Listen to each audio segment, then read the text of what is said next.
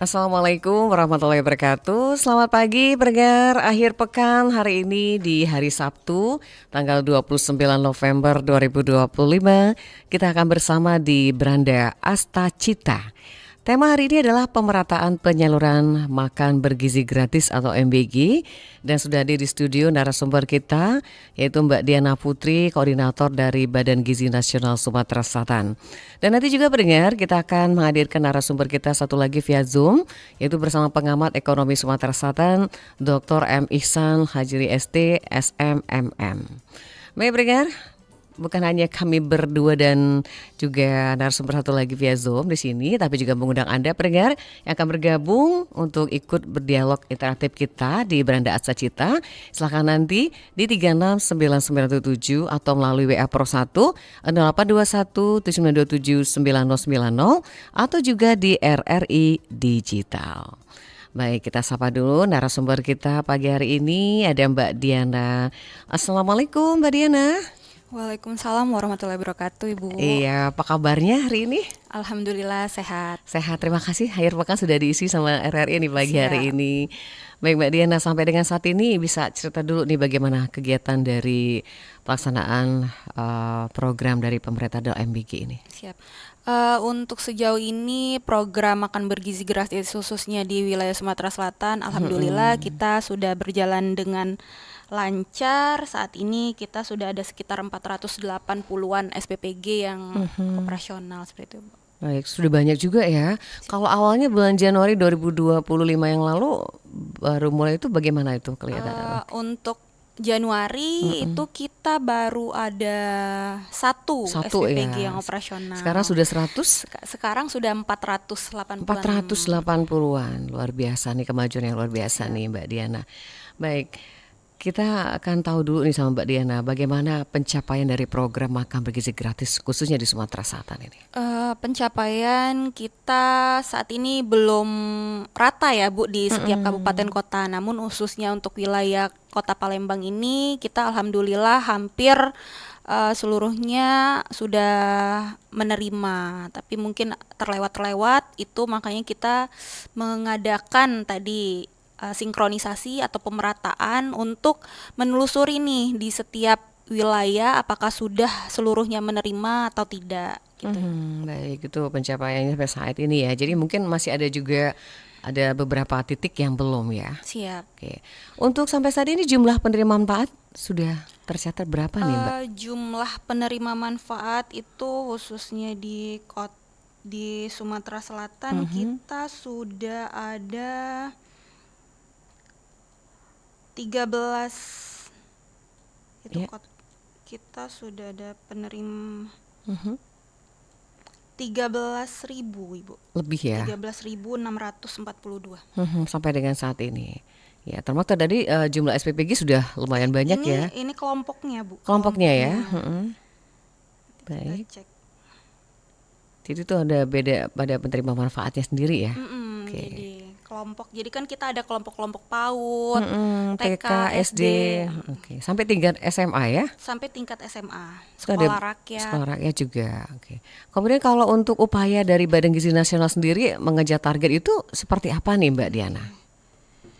Kita kejar targetnya itu kita kan berdasarkan hasil dari pendaftaran mitra ya, Bu. Mitra yang mendaftar di portal mitra itu nanti menyesuaikan dengan kecepatan mereka juga mempersiapkan baik bangunan maupun peralatan seperti itu, Bu.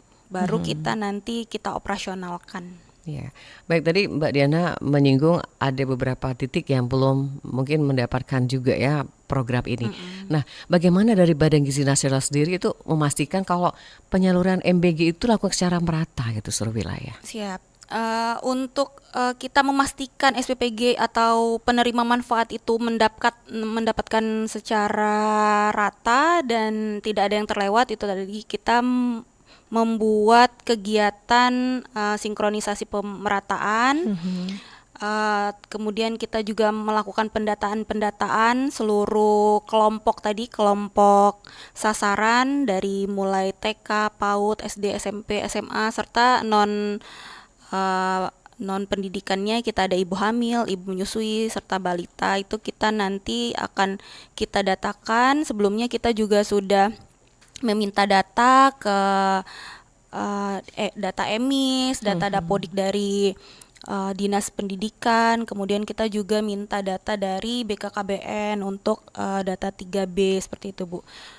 Dari situ nanti kita list, kita data-data untuk kita bagi nih untuk SPPG mana sesuai dengan radius dan radius terdekat SPPG itu nanti kita distribusikan penerima manfaat ini.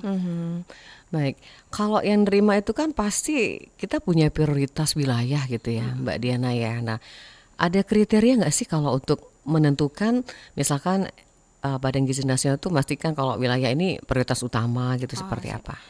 Sebenarnya kita tidak ada prioritas utama ya, Bu, karena seluruh rakyat Indonesia itu khususnya anak sekolah kita bagi rata ya, Bu. Kita berikan haknya seperti itu. Jadi untuk kekhususan sendiri itu tidak ada, cuman kita kan menyesuaikan dengan SPPG aktif yang saat ini sudah terverifikasi seperti itu, Bu. Kalau misalnya kekhususan ini didahulukan, yang ini belum, itu nggak ada sih, Bu. Jadi nggak ada kriteria khusus Nggak ya. Oke, nah kalau untuk penerima MBG sendiri katakanlah seperti PAUD tadi sebutkan sama Mbak Diana, SMP, SD, balita, ibu hamil. Nah ini ada perinciannya nggak Mbak kalau di Sumatera Selatan gitu? Oke, untuk perinciannya ada, Bu. Tadi kita kan izin untuk yang 13.000 itu Iya. adalah total kelompok penerima. Seperti ada PAUD itu kita ada 971 gitu. Oke. TK kita ada 1299, SD itu kita juga SD kan kita pisahkan SD kelas 1 sampai kelas 3 dan SD kelas 4 sampai kelas 6 karena untuk nilai angka kecukupan gizinya berdasarkan usia itu kan berbeda. Jadi kita bagi menjadi 2 kelompok. Ada MI, ada Bumil, Busuy gitu, SLB, Madrasah Aliyah, SMK. Jadi kita total untuk kelompok itu kita ada 13.642. Sedangkan untuk total keseluruhan penerima manfaat yang ada di Sumsel ini kita sekarang sudah mencapai 1,41 juta, Ibu. Wah, sudah cukup banyak Sudah ya. banyak. Oke, jadi itu rinciannya sudah benar-benar terupdate datanya ya Mbak Diana ya. Nah, kemudian tadi kalau di lapangan itu kan pasti ada kendala ya Mbak Diana ya, pendistribusian MBG gitu ke daerah-daerah atau mungkin yang sulit dijangkau.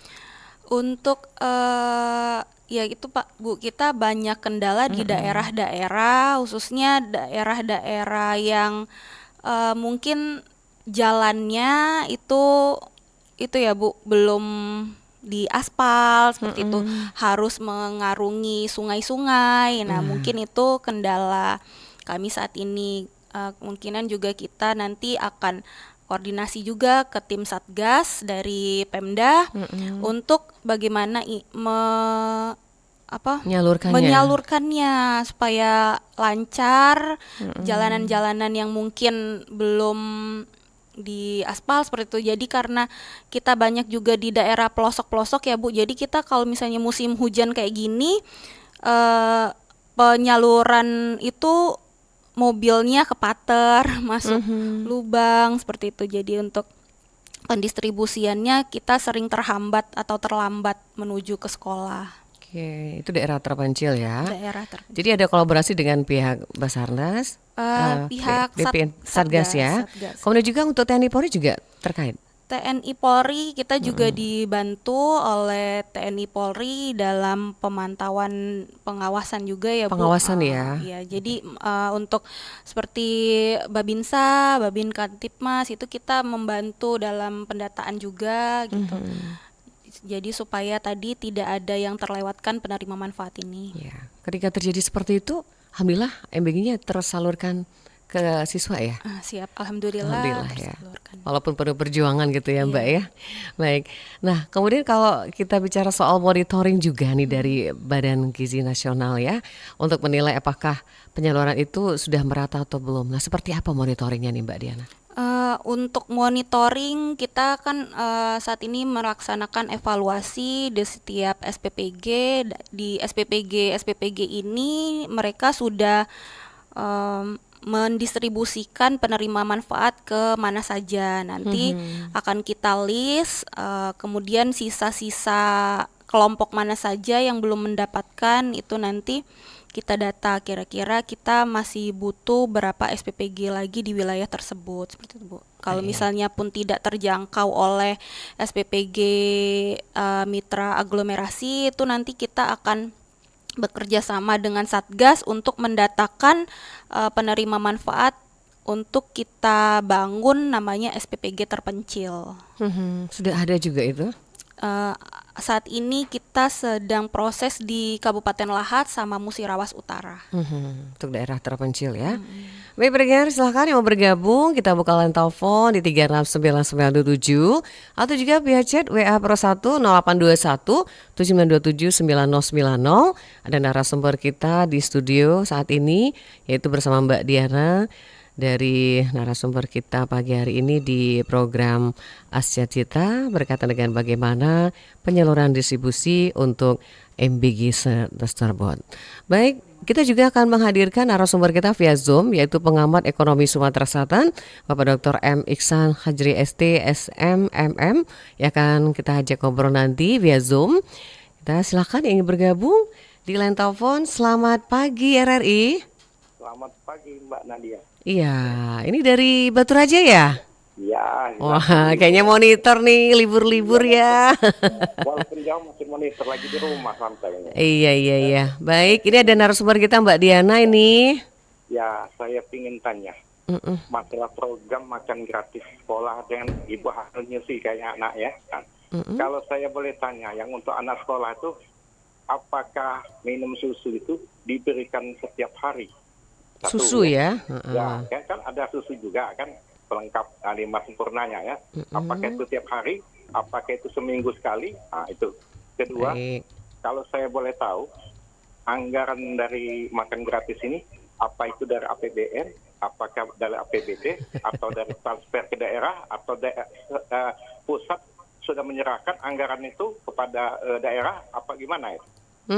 Penasaran ya Pak Pramono ya? Nah, itu aja. Kalau ya dikasihkan, ya kan sekarang belum merata. Jadi kalau diserahkan oleh APBN sepenuhnya sudah seluruhnya, jadi yang belum merata itu kenapa tidak dikasih uangnya saja sebelum ada berapa MBG-nya? Itu aja. Terima kasih waktunya. Assalamualaikum. Waalaikumsalam warahmatullahi wabarakatuh.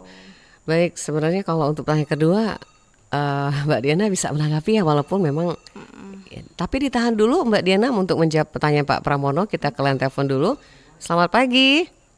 Selamat pagi Mbak Nadia. Nah, ini pendengar setia kita juga dari Kenten. Apa kabar Pak Zakaria? Alhamdulillah sehat. Monitor pagi kita ya? Iya, betul. Tahu betul nih ada program MBG ya? Iya. Oke, silakan ada Mbak Diana dari Badan Gizi Nasional ya? Iya. Oh, ini selamat pagi Ibu Diana. Pagi. Pagi Bapak. Dia mau tanya ini Bu Diana. Kalau makan bergizi gratis ini bisa terlihat itu memang memudahkan atau untuk para orang tua di Lansia ya? dalam segi pengeluaran. Tapi di lain pihak yang kita dengar di pasaran, maka orang yang SPPG ini banyak mengambil paket barang dari pasar, sehingga harganya berkurang, harganya naik. Jadi gimana jalan keluarnya? Katanya itu untuk makan bergizi gratis ini katanya untuk mendistribusikan barang-barang misalnya telur apa yang lain-lain. Jadi nggak mengganggu harga barang persediaan pasar di pasar. Jadi harganya nggak melonjak naik gitu. Jadi masyarakat jadi timbulnya harganya naik. Sementara catat ya di sekolah-sekolah ini orang tuanya dibantu gitu. Ada mali gitu. Ini penjelasannya. Terima kasih. Baik, terima kasih. Ya, Assalamualaikum. Waalaikumsalam warahmatullahi wabarakatuh. Baik Mbak Diana, izin tadi ada Pak Pramono. Kebetulan ini bertanya lagi dari posisinya di Jakarta. Silakan tanggapi dulu ya. Siap menjawab pertanyaan yang pertama, apakah dari Oku ya tadi Bu? Iya, dari Batu Raja Apakah Mangkiwai apakah alias setiap Pak Pramono. Iya. Apakah setiap hari kita memberikan susu? Nah, berapa anggaran yang diberikan, dari mana? Iya, apakah daerah yang mengelola Apakah atau dari seperti daerah apa? yang mengelola? Jadi saat ini kita untuk anggaran kita dari APBN itu, khususnya yang sudah dipetakan atau sudah diberikan untuk Badan Gizi Nasional. Saat ini kita pendistribusian dana-dana tersebut langsung dari pusat ke SPPG. CPG. Jadi tidak ada melalui daerah yang mengelola. Untuk satu porsi itu kita di budget itu 8 dan 10. 8 dan 10.000. 10. Itu khusus untuk seluruhnya pembelian bahan baku untuk kita masak menjadi satu menu untuk kita berikan kepada anak. Tadi kan kita kan berdasarkan kelompok usia dari AKG tadi. AKG untuk AKG kecil itu kita 8.000, untuk AKG yang besar itu kita 10.000. 10.000. Untuk susu sendiri, nah kita kan susu itu karena di Sumsel ini bukan penghasil susu ternak ya Bu, jadi kita saat ini masih menggunakan susu kemasan, namun kita utamakan susu itu tidak berasa atau plain, untuk agar kandungan susunya Tapi juga nggak tiap hari kalau susu ya? tidak setiap hari, karena kita tadi menyesuaikan juga dengan budget yang sudah diberikan. Jadi tadi kita kan membuat siklus menu. Dari siklus menu itu nanti akan kita hitung dulu RAB-nya, food cost-nya berapa dari menu yang sudah kita hitung nilai angka kecukupan gizinya. Baru nanti kita bisa berbelanja bahan-bahan baku atau menu-menu yang untuk kita distribusikan ke anak-anak. Kadang kan kalau misalnya kita masak daging, kita sudah tidak bisa memberikan susu karena harga daging sendiri sudah. Jadi kita itulah subsidi silang dari, tapi kita juga sesuaikan dengan angka kecukupan gizi. Baik, itu ya Mangkiwai atau juga Pak Pramono di Batu Raja.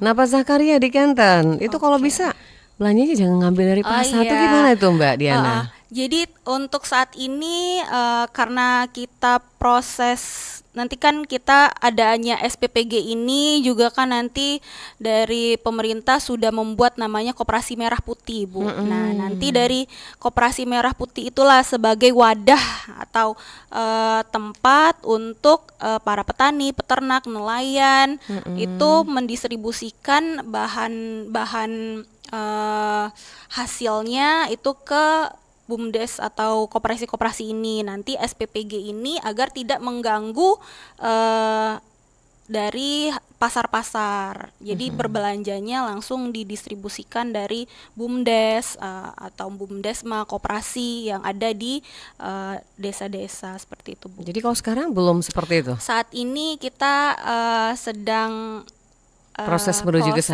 ke sana. Oke, jadi untuk sementara masih membeli di ini dulu ya. Membeli, cuman kita utamakan jangan itu ya Bu, untuk mengganggu kan kita kan kadangan kan kita di sini terpusat di Jakabaring ya Bu. Jadi semuanya mengambil di Jakabaring. Jadi harga-harga itu tidak mengganggu pada saat ibu-ibu ini berbelanja, mungkin bahan bakunya itu sudah habis dibeli oleh SPPG ini. Makanya kita kalau bisa itu SPPG itu mengambilnya itu dari BUMDes, BUMDesma atau koperasi. Yang sudah mengkompulir dari peternak, petani, nelayan. Yang pasti tidak mengganggu harga di pasar ya Mbak Diana. Itu ya Pak Zakaria di Kenten. Kita beralih ke Sekip, ada Mas Dimas. Ini daerah mana saja Mbak Diana yang paling jauh dijangkau dan apa kendalanya yang dihadapi oleh Badan Gizi Nasional nih? Oke. Untuk yang saat ini bukan sulit dijangkau juga ya, mungkin belum banyak yang tahu, enggak juga. Jadi di saat ini kita masih sedikit itu di daerah Oku Selatan. Saat ini baru ada 7 SPPG di sana. 7 baru. Oke. Yang paling banyak tentu Palembang ya. Palembang udah hampir penuh nih. Makanya kita pemerataan untuk mendata penerima manfaatnya. Iya, saya penasaran mau nanya ke Mbak Diana juga. Standar untuk satu SPPB itu apa aja nih Mbak Diana? Standar untuk menjadi SPPG itu sebenarnya kita melalui tahapan verifikasi ya Bu. Untuk standarnya itu kita sesuai dengan Juknis, itu nanti tim verifikasi yang akan menentukan layak dan tidak layaknya. Jadi mungkin kita nanti akan ada survei lapangan juga, checklist terkait berapa luasannya, alurnya, peralatannya gitu. Baik, memang ada kriteria khusus ya, tidak sembarangan untuk membawa SPBI. Kalau di daerah Bukit berapa banyak tuh Mbak? Kebetulan kita daerah Bukit nih. Oke, di daerah Bukit itu kita ada 5 SPPG. 5 SPPG, termasuk yang ada di daerah Demang, Bukit Kecil ya. Sudah banyak juga ya. Baik, kemudian kalau untuk koordinasi sendiri nih, ini kan perlu ya Mbak Diana yang namanya antara BGN, pemerintah daerah untuk pemerataan program MBG ini seperti apa Mbak Diana? Untuk pemerataan itu tadi Bu, kita di setiap kenapa kita melakukan pemerataan? Karena sebelum-sebelumnya itu SPPG ini mungkin tidak menjangkau dulu, tidak mendahulukan penerima manfaat yang berada terdekat di wilayahnya mungkin. Jadi saat ini kita kenapa melaksanakan pemetaan atau sesuai dengan wilayah administrasi? Jadi kita menyesuaikan dengan wilayah administrasi. Misalnya SPPG ini berada di Kecamatan Sukarami, maka penerima manfaat yang akan didistribusikan oleh SPPG Sukarami ini ialah penerima manfaat yang ada di kecamatan tersebut gitu Bu. Karena sebelumnya ada yang Kecamatan Sukarami ngambil penerima manfaat di alang-alang lebar mengambil di IB1 jadi gitu.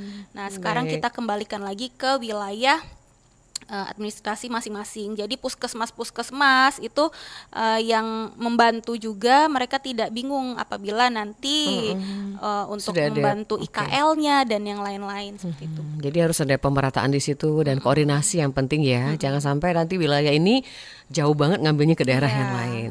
Baik, ini kalau untuk SPPG kan ini salah satu sarannya adalah kebersihan ya, sanitasi. Nah, ini apakah sanitasi catering ini bisa menjadi syarat dari SPPG ini Mbak Diana? Jadi untuk sanitasi atau saat ini kita di SPPG itu sedang proses juga ya Bu, proses namanya SLHS, Sertifikat Laik Hygiene Sanitasi. Itu di mana SLHS ini kemungkinan kan kita mitra-mitra ini memang backgroundnya dari catering kebanyakan, tapi tidak seluruhnya catering yang mungkin sudah memiliki sertifikat SLHS. Namun untuk SLHS di SPPG sendiri itu kita pengurusan ulang Bu, karena dianggap SLHS yang sebelumnya dimiliki oleh catering ini tidak diberlakukan untuk SPPG karena kan untuk kualitas dan kuantitas makanan yang diproduksi oleh catering dan SPPG ini berbeda. Jadi makanya kita mengarahkan untuk seluruh mitra-mitra ini membuat kembali atau mengurus kembali SLHS atas nama SPPG seperti itu. Karena kan kalau misalnya kita untuk catering itu kan mereka tidak setiap hari dan tidak sebanyak produksi yang diproduksi oleh SPPG. Makanya itu kita perlu adanya cek ulang hasil produksi makanannya, terus relawan-relawannya. Jadi kita perlu ada penerbitan SLHS ulang, Ibu izin. Baik, terima kasih Mbak Diana, kita break sebentar. Nanti kita lanjut lagi obrolan kita sampai kita juga menunggu hubungan kita dengan narasumber satu lagi, itu Bapak Dr. Ihsan yang akan kita ajak ngobrol via Zoom. Pendengar, kita akan break sebentar. Nanti Anda bisa bergabung kembali di acara kita Beranda Secita hari ini melalui Pro 1 RRI Palembang, karena informasi dan inspirasi, dengan tema kita hari ini yaitu berkaitan dengan pemerataan penyaluran makan bergizi gratis. Kita akan kembali pendengar setelah informasi yang satu ini.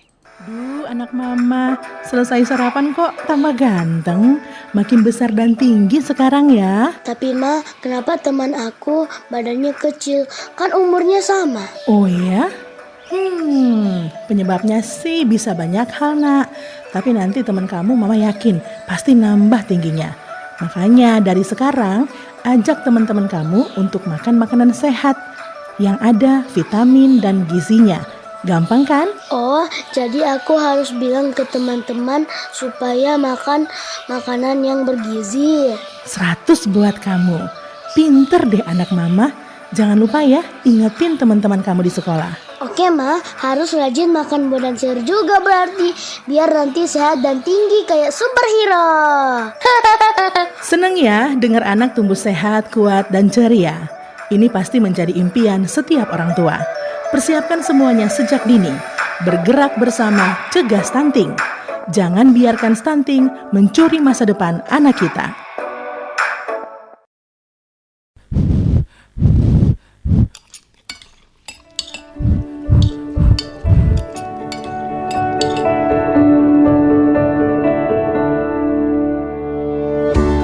Makan dan minum sudah menjadi kebutuhan bagi manusia. Saat menyantap makanan atau minuman panas, kita cenderung meniupnya agar lebih cepat dingin dan bisa segera dikonsumsi. Tapi, sebaiknya kebiasaan ini mulai bisa dihindari karena memicu hal negatif bagi kesehatan. Saat meniup, H20 dan karbon dioksida akan keluar dari mulut dan berubah menjadi asam karbonat. Senyawa kimia yang bisa menimbulkan penyakit jantung serta potensi kuman maupun virus di mulut untuk berpindah ke makanan atau minuman akan semakin besar. Jika kita mengkonsumsi makanan atau minuman yang telah terkontaminasi, akan ada peluang untuk tertular juga.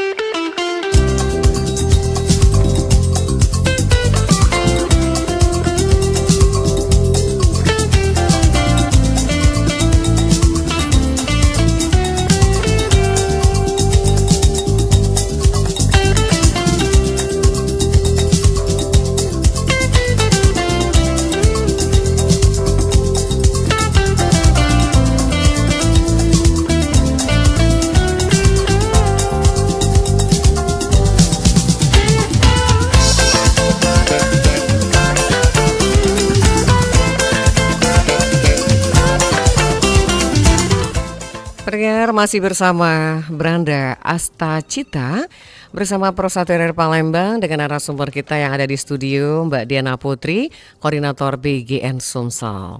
Dan kita juga mengajak Anda pendengar yang mau bergabung silakan di line telepon 369977 atau juga via WA chat di WA Pro 1 0821 7927 9090. Masih bersama Mbak Diana. Baik, kita terima dulu yang telepon. Selamat pagi. Iya, putus, coba kembali di line telepon 369977. Baik Mbak Diana, sampai kita menunggu pendengar kita yang mau bergabung, kita akan lanjut lagi berkaitan dengan pemerataan MBG tersebut. Nah, kalau untuk mendorong SPBG mendapatkan SLHS ini, apa upaya yang dilakukan ini Mbak Diana? Oke. Upaya apa yang dilakukan untuk menerbitkan SLHS? Jadi setiap SPPG ini mengajukan ke Dinas Kesehatan, Ibu.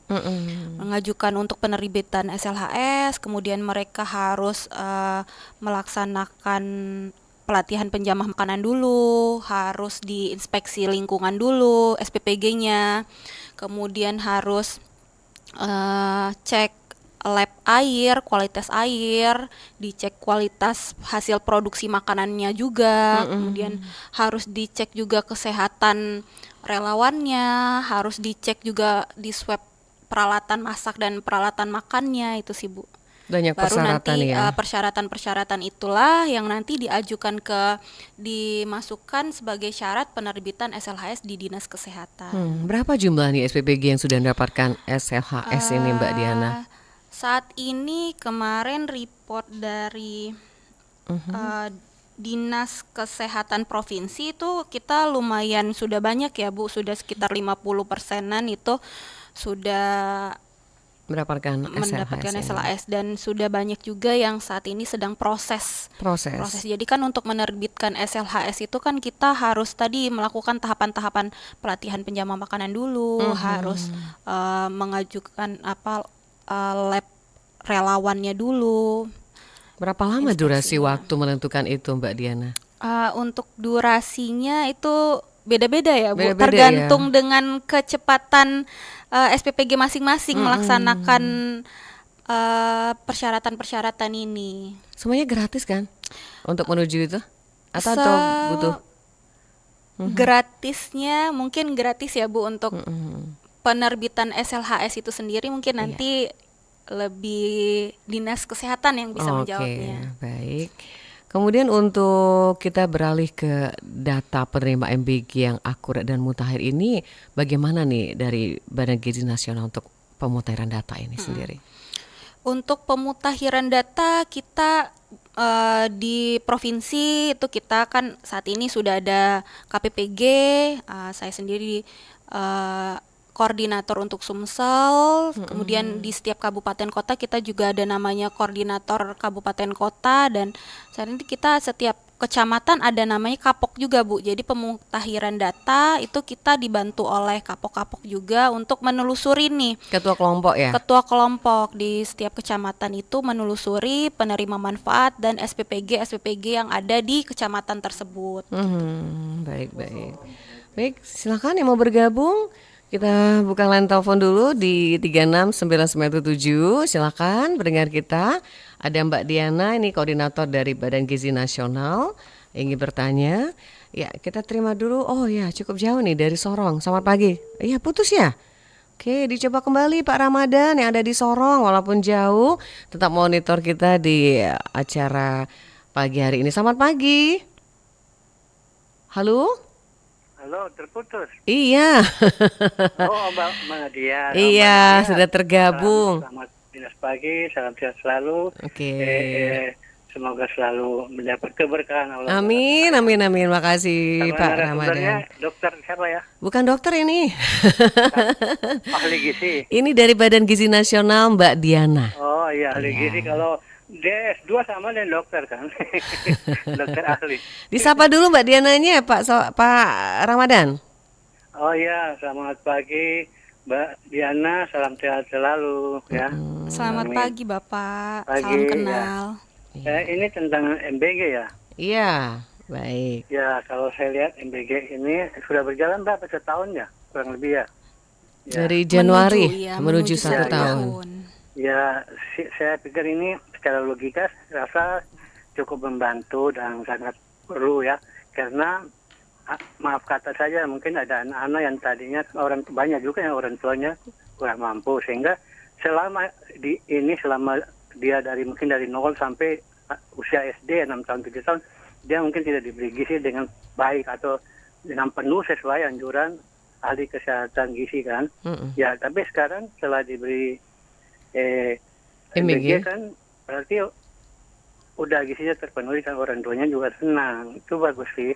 Tapi beberapa waktu lalu kalau terkait dengan keracunan makanan dan alhamdulillah tidak parah dan dapat diatasi. Nah, itu semua karena kecerobohan saya kira. Kalau dibilang kesengajaan saya rasa tidak mungkin. Karena logikanya masa orang sudah dikasih pekerjaan, ada penghasilan, tak mungkin dia melakukan sesuatu yang sengaja, kan tidak mungkin kan. Cuma mungkin kurang koordinator dan kurang mitigasi ya. Kalau sekarang gimana setelah kejadian beberapa waktu lalu secara SOP-nya seluruh Indonesia supaya tidak terjadi lagi. Dan juga bagaimana aturan kalau misalnya ada ternyata setelah itu kan harus dicicipi dulu oleh orang lain dulu sebelum diberikan kepada anak kan. Kalau misalnya sekolah tidak merasakan ini kurang baik, misalnya ada sedikit bau atau apa misalnya, kita kan bisa berhak menolak. Nah, caranya, aturannya seperti apakah? Begitu. Terus kemudian ada beberapa makanan yang terkait dengan penyakit tertentu dan tidak boleh dimakan oleh orang anak siswa yang mungkin punya penyakit tertentu dan tidak boleh makan makanan tertentu. Misalnya contoh satu penyakit misalnya asma ya, itu kata dokter ahli yang saya tahu adalah tidak boleh makan kacang-kacangan atau bubur di pagi hari, tapi kalau sudah malam bisa asal jangan banyak-banyak. Kemudian tidak boleh minum air panas ya, air hangat-hangat, tapi air biasa saja. Dan ada makanan lain-lain juga dan beberapa penyakit tertentu. Itu bagaimana koordinasinya dengan ahli gizi? Dan apa ya ahli gizi memberikan SOP seperti apa supaya tidak terjadi kesalahan lagi, jangan sampai terjadi iritasi atau apa namanya itu. Baik. Ya anak menjadi apa ya? Iya. Seperti itu. Itu saja. Jadi terus terkait dengan stunting kan harus dimulai dari awal, dari orang tua. Berikan gizi penuh kepada orang tua, mulai dari bayi masih dalam perut. Itu gimana persentase anggaran supaya orang tua itu dari awal sudah bisa memberikan NBG makanan bergizi ini kepada bayinya dalam perut sampai dengan 1000 hari usia kehidupan itu. Iya. Seperti itu. Oke. Ya, mungkin Terima itu kasih aja Pak ya. Ramadan. Selamat Iya. pagi. Pagi. Assalamualaikum warahmatullahi wabarakatuh. Waalaikumsalam warahmatullahi wabarakatuh. Banyak sekali poin-poinnya ya. Mudah-mudahan Mbak Diana bisa menyimak tadi. Banyak Bu. Dari Sorong, silakan. Siap. Dari Sorong jauh ya Pak. Jadi untuk yang pertama itu tadi apa banyak banget soalnya. Yang pertama tadi terkait higienitas. Iya. Nah, higienitas itu gimana adanya kejadian-kejadian Keracunan, kemarin. ya. Jadi untuk SPPG sekarang kita semakin perketat ya Bu SOP standar operasional prosedurnya, mulai dari bagaimana kita penggunaan air untuk kita masak itu kita utamakan menggunakan air kemasan atau air galon karena di wilayah Sumatera Selatan sendiri kita ini sungai-sungai yang mungkin banyak tercemar atau terpapar bakteri. Makanya kita saat ini menggunakan air kemasan galon untuk produksi makanannya. Kemudian untuk air cucinya juga kita harus ada filter air di setiap SPPG itu. Jadi sebelum itu untuk digunakan untuk mencuci, itu kita terfilter dulu di alat filter itu. Kemudian untuk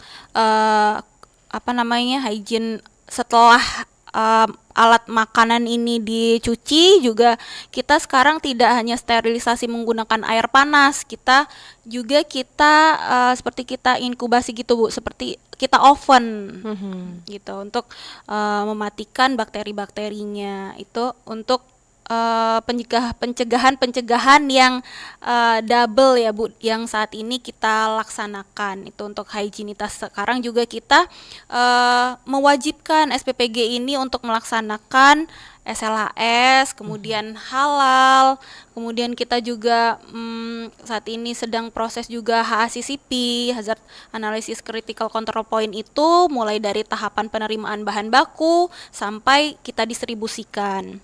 Kemudian untuk di sekolah-sekolah ini juga kita tadi sekolah-sekolah boleh nih menolak apabila makanan-makanan ini yang kita distribusikan dinyatakan tidak layak. Bagaimana bisa menyatakan makanan ini tidak layak? Nah, di sekolah-sekolah tersebut nanti kita berikan namanya makanan sampel untuk diuji dulu nih sama guru-gurunya. Sebelumnya memang kita di SPPG ini sebelum kita distribusikan Bu, kita juga sudah melaksanakan uji organoleptik dan security food saat ini kita.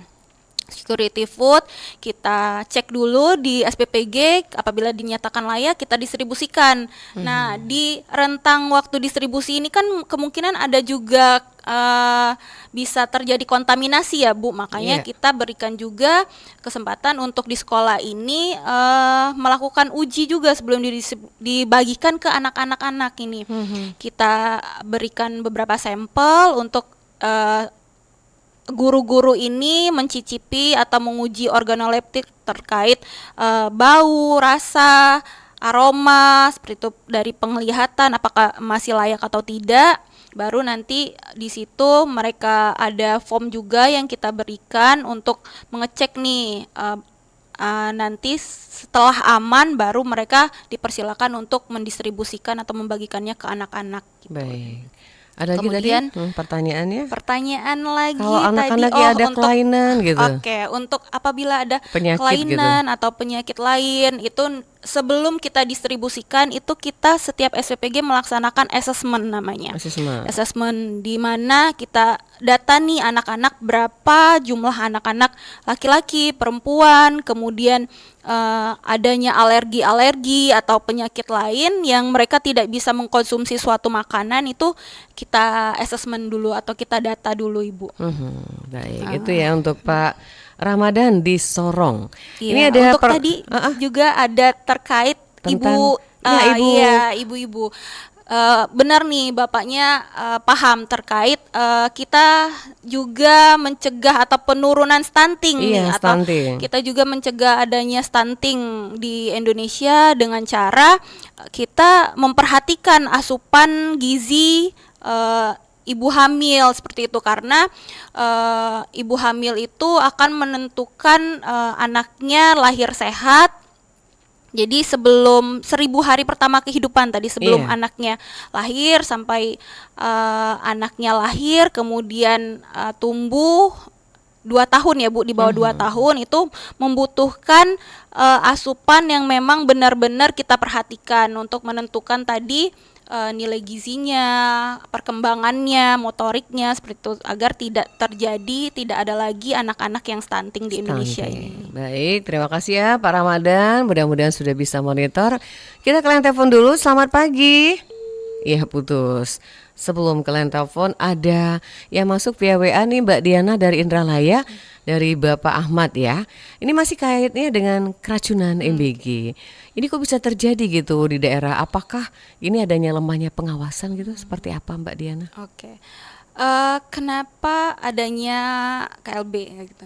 Jadi kita program baru ya Bu, kita juga perlu banyaknya evaluasi yang sudah dilaksanakan. Jadi mungkin dari beberapa kejadian itu baru terjadi di akhir-akhir percepatan ini Bu. Jadi sebelum-sebelumnya itu melonjak karena kemungkinan tadi beberapa ini ada yang latar belakangnya catering, ada yang bukan. Mungkin beberapa yang tidak memiliki pengalaman di bidang catering atau memproduksi makanan dalam skala banyak ini, mereka belum memiliki pemahaman atau pengalaman waktu, kemudian kebersihan terkait makanan, kemudian penjamah makanannya itu mungkin perlu adanya waktu untuk mereka menyesuaikan ya Bu. Mungkin itu human error juga, tidak ada kesengajaan dari kami. Kemungkinan itu menjadi pelajaran untuk SPPG yang kemarin mengalami kejadian tersebut. Cuman tidak untuk kami ulangi lagi. Dari kejadian tersebut kita evaluasi, kemungkinan kita perketat lagi SOP yang berjalan. Jangan sampai terjadi lagi lah ya. Itu yang pertama dan terakhir ya Mbak Diana, jangan sampai, karena ini sangat merugikan semua pihak gitu. Baik, silakan pendengar, kita masih mencoba menghubungi via Zoom. Ini Bapak Dr. Ihsan Hajri akan kita ajak ngobrol dari pengamat ekonomi Sumatera Selatan. Kita menuju ke Oki, ada Pak Budi di situ. Pak Budi menanyakan ini Mbak Diana, jadi kalau ada sekolah-sekolah yang dari ekonominya menengah ke atas, ini harapannya bisa dievaluasi supaya ini bisa dialihkan ke sekolah yang memang membutuhkan gitu, yang tepat sasaran, katakanlah di perbatasan, daerah terpencil. Nah, tanggapan Mbak Diana seperti apa nih? Siap. Khususan MBG ini, itu kita ada slogan bahwa setiap anak Indonesia memiliki hak untuk mendapatkan makanan. Jadi kita tidak ada ini untuk kelas menengah ke bawah, kelas menengah ke atas, semuanya kita berikan MBG, Bu. Untuk untuk skalanya, kenapa yang ini masih banyak loh yang di daerah-daerah yang belum mendapatkan. Nah, kita kan tadi kita menyesuaikan lagi dengan SPPG yang tumbuh di daerah tersebut. Kebanyakan karena di sini di Sumsel sendiri itu kebanyakan mitra-mitra ini yang ada ini di wilayah Kota Palembang, yang dimana mungkin notabene itu ekonominya menengah ke atas, sedangkan masih banyak loh di wilayah-wilayah kabupaten lain itu yang kemungkinan sangat membutuhkan, kenapa belum diberikan gitu. Iya. Banyak pertanyaan. Itu kita tadi menyesuaikan dengan SPPG yang sudah terverifikasi oleh sistem kita di portal Mitra BGN seperti itu yang sudah terverifikasi. Jadi saat ini kita juga makanya kita memetakan di daerah-daerah non aglomerasi yang kemungkinan tidak terjangkau oleh mitra-mitra, itu nanti akan kita bangun namanya SPPG terpencil untuk mengcover atau mendistribusikan penerima manfaat yang mungkin sangat membutuhkan ini. Baik, ditahan dulu Mbak Diana, kita sudah terhubung via Zoom ini dengan narasumber kita yaitu Bapak Dr. Ihsan. Mudah-mudahan tidak ada kendalanya. Kita coba sapa dulu. Ya, Assalamualaikum Pak Ihsan. Ya, Assalamualaikum. Salam sehat selalu. Iya, apa kabar Pak Ihsan? Alhamdulillah sehat. Ya, Kabarnya? bisa melihat dan mendengar suara kita ya. Alhamdulillah dengan jelas. Mbak Dian. Baik, ini di studio ada Mbak Diana. Ini Pak Ihsan bisa disapa dulu nih dari Koordinator Badan Gizi Nasional. Silakan. Selamat pagi Mbak Diana. Selamat pagi kenal, Bapak. Pak Ihsan. Siap, salam kenal Pak Ihsan. Baik, ini terima kasih dulu nih Pak Ihsan. Di akhir pekannya kita ada waktu bersama RRI nih pagi hari ini Pak Ihsan. Alhamdulillah, terima kasih. Baik. Saya mohon maaf agak terlambat tadi ada kelas 1. Iya, tetap ngajar ya hari ini ya. Ya, kelas S2 akhir pekan. Oh iya, banyak yang ngambil yang akhir pekan ya. Baik, Pak Ihsan, tadi kita sudah ngobrol sama Mbak Diana mengenai pemerataan MBG. Nah, kalau kita melihat dari dampak ekonomi dengan program MBG ini seperti apa nih Pak Ihsan? Ya, Ya. terima kasih Mbak Nadia, Mbak Diana ya. Jadi Bapak Ibu ya, pendengar RRI, bahwa sebenarnya MBG ini tujuannya bagus gitu ya, untuk jangka pendek maupun jangka panjang, asal Iya. terdistribusi dengan baik. Di jangka pendek ya, kita tahu bahwa adanya MBG yang berkesinambungan setiap hari ini akan meningkatkan permintaan akan barang-barang lokal, sehingga bisa menyerap ya bahan-bahan komoditas kita Ya. Baik. seperti beras, telur, ayam, untuk produksi lebih gitu ya. Sehingga nanti harapannya ini bisa meningkatkan kesejahteraan petani juga ya, ataupun pemasok, dan juga bisa menambah lapangan kerja sebenarnya ya, penciptaan kerja baru, karena dengan adanya MBG, ada SPPG, ada dapur-dapur gitu ya, itu akan menyerap tenaga kerja seperti juru masak, tenaga logistik ya, manajer dapurnya yang melibatkan petani, peternak, dan juga tenaga monitoring gizi. Ini yang kita harapkan, sehingga muncullah kesempatan-kesempatan kerja baru gitu ya, dan juga multiplier efeknya nggak hanya di situ ya, termasuk nanti bahan-bahan penunjang atau prasarana penunjang seperti peralatan masak, infrastruktur dapur gitu ya, transportasi logistik, industri makanan olahan sehat, termasuk packaging, ini juga akan meningkat. Artinya dampaknya secara langsung tadi ke permintaan akan komoditas kita yang semakin meningkat setiap hari, meningkatkan kesejahteraan petani, penciptaan lapangan kerja baru, termasuk juga yang pendukungnya, peralatannya, dan nanti itu juga akan mendapatkan dampak atas adanya MBG ini. Itu jangka pendek. Jangka menengah tentu dengan adanya MBG ini itu akan meningkatkan produktivitas SDM kita. Ya, gizi semakin baik, stunting berkurang, konsentrasi belajar meningkat, ya, sehingga prestasi akademik diharapkan juga bisa meningkat. Adanya SDM yang produktif, itu jangka menengah. Dan juga bisa menurunkan biaya kesehatan yang ditanggung oleh negara, gitu kan. Saat ini kan stunting kita sudah termasuk cukup tinggi misalnya. Dengan adanya MBG jangka panjang, masyarakat semakin sehat, stunting juga bisa semakin menurun, sehingga harapannya gitu ya, biaya atau cost akibat kesehatan yang masyarakat yang jelek itu bisa menurun. Ya, kasus gizi buruk turun, penyakit terkait dengan kekurangan zat besi bisa menurun, stunting berkurang, ya, beberapa jenis berkurang itu juga dampaknya. Dan juga penguatan UMKM ataupun ekonomi daerah, ya. Kita berharap nanti dengan adanya melibatkan UMKM lokal, itu UMKM kita bisa tumbuh, sentra pertanian diperkuat, ya. Adanya koperasi-koperasi petani mungkin bisa dikembangkan ya, kayak koperasi merah putih juga, itu bisa mendapatkan kontrak jangka panjang dan distribusi pendapatan lebih merata. Nah, untuk jangka panjangnya, ya tentu kita menghadapi Indonesia Emas 2045, ya, SDM kita sehat, IQ kita meningkat, ya kita tahu ya Mbak Nadia, Mbak Diana, sekarang riset bahwa sebenarnya IQ Indonesia ini malah sekarang semakin berkurang dari awal-awal dulu gitu ya. Nah, dengan adanya program ini diharapkan nanti bisa meningkatkan intelligent quotient dari SDM kita, dan juga remaja kita lebih sehat, sehingga pertumbuhan ekonomi kita lebih meningkat. Karena ketika remaja tadi sehat, meningkatnya kesempatan mereka untuk bisa berprestasi, menyerap lapangan kerja, tentu meningkatkan pendapatan kita. Karena apa? Karena semakin banyak masyarakat kita yang bekerja ataupun berwirausaha seperti itu. Dan Baik. sebenarnya juga di jangka panjang ini bisa menurunkan kemiskinan struktural. Kenapa? Karena anggaran-anggaran orang tua yang hari-hari untuk makan anak gitu ya, namanya disposable income lah kita sebut ya dalam bahasa ekonominya, yang mungkin 20.000, 15.000 itu setiap hari dikeluarkan untuk makan anak, itu bisa mereka saving atau bisa mereka belanjakan untuk kebutuhan lain. Iya. Nah, dengan adanya kebutuhan lain sehingga meningkatkan kesejahteraan mereka juga dalam jangka panjang. Kemiskinan bisa berkurang.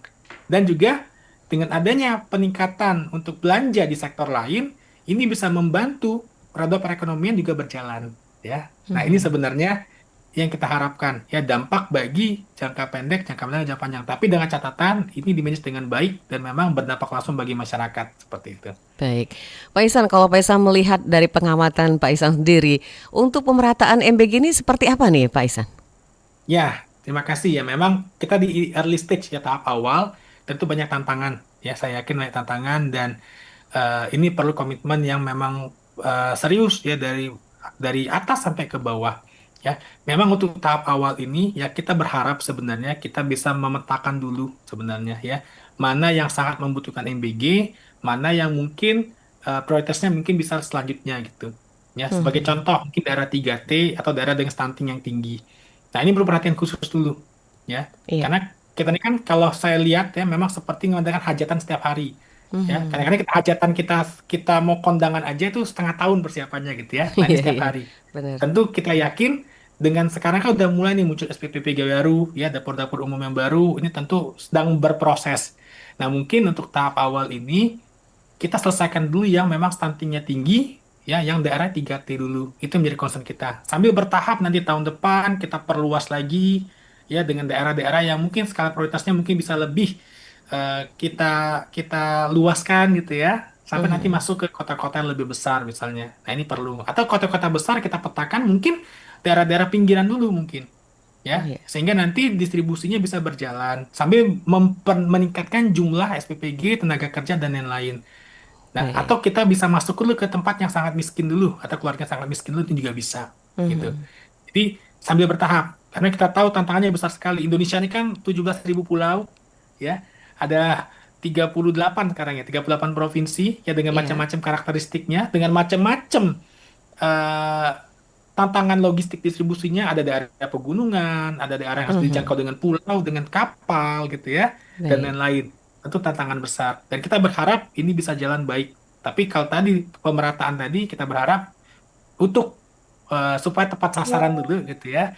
Ini bisa untuk sektor-sektor tertentu dulu yang memang menjadi tujuan utama sambil nanti perbaikan di tahun-tahun yang akan datang. Itu Mbak Nar. Baik, terima kasih.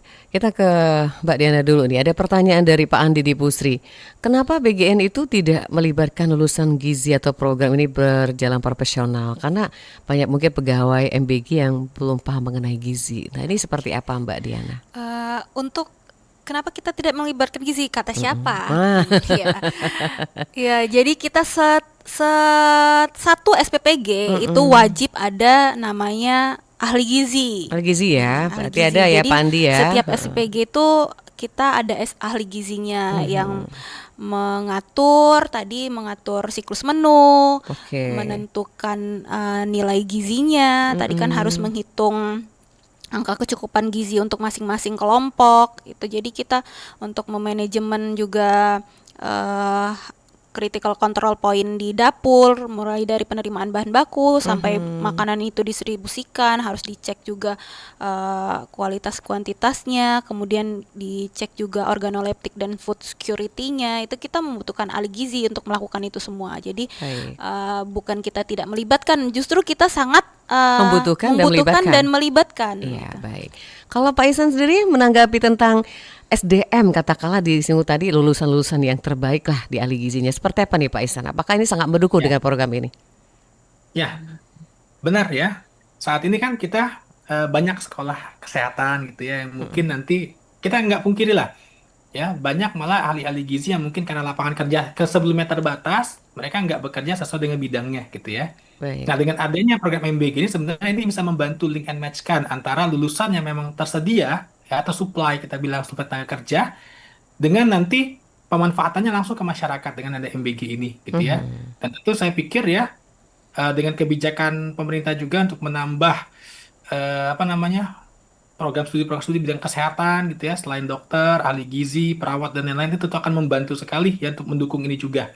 Sehingga Iya. kita yakin dengan ada program ini nanti lulusan-lulusan SDM-SDM dari prodi gizi, prodi kesehatan ini bisa diserap langsung Baik. ke pekerjaan gitu. Seperti Iya. yang selaras saya sampaikan tadi dengan adanya penyerapan tenaga kerja. Dan ini Baik. berharap bisa membantu juga mengurangi unemployment ya atau pengangguran yang ada di Indonesia gitu, Mbak. Baik. Ini waktunya sudah hampir mendekati pukul 9 nih Pak Ihsan juga Mbak Diana. Mungkin sebagai penutup ada yang mau disampaikan dulu nih Pak Ihsan dulu nih pesan kita berkaitan dengan pemerataan Ya. penyaluran MBG.